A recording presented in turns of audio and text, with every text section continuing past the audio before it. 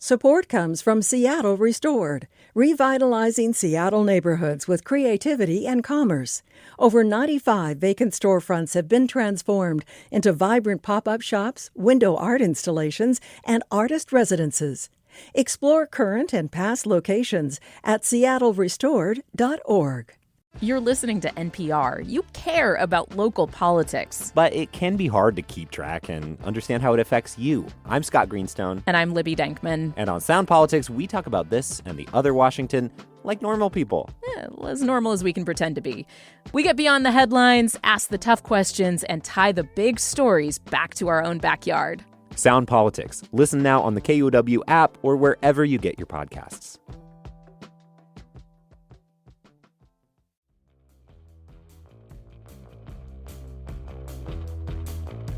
Hey, Meet Me Here, listeners. Jeannie Yandel here. It's Friday, and if you don't have any weekend plans yet, have no fear. We're here to help. Our friend and Soundside producer, Jason Burrows, is here with his Weekend Warmup. Ideas for fun, unique stuff to do this weekend. Take it away, Jason. Thank you, Jeannie, and welcome to the Weekend Warmup.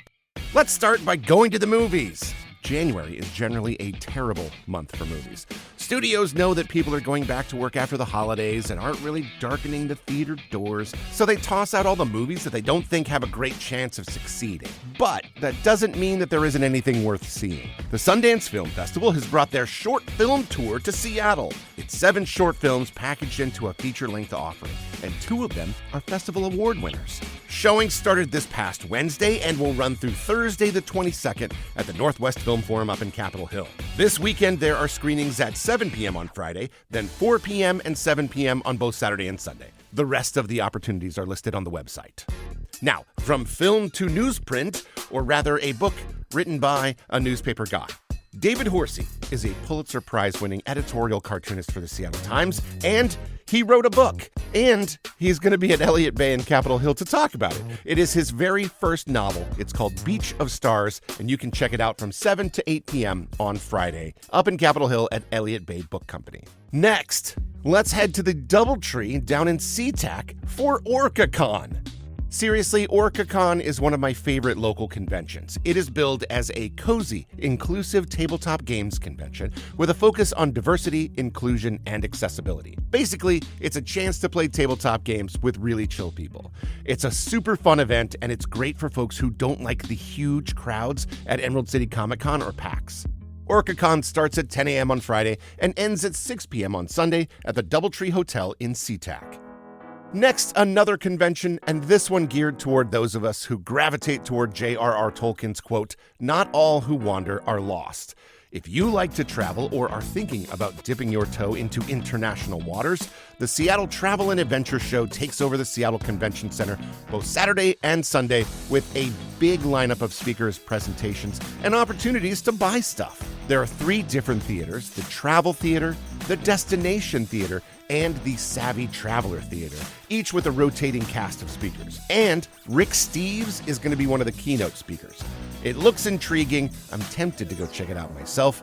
It kicks off at 10 a.m. on Saturday and ends at 4 p.m. on Sunday over at the Seattle Convention Center. Now, if you're into traveling, you might also be into trains. And if that's the case, why not head down to Southern Washington for the Great Train Show? This model train exhibition features hundreds of tables of model trains, giant dioramas and displays, as well as a bunch of events and activities for kids, including a rideable Thomas the Tank Engine. The best part is, if you miss it this weekend in Ridgefield, you can catch it next weekend in Puyallup. It's the Great Train Show Saturday and Sunday at the Clark County Fairgrounds.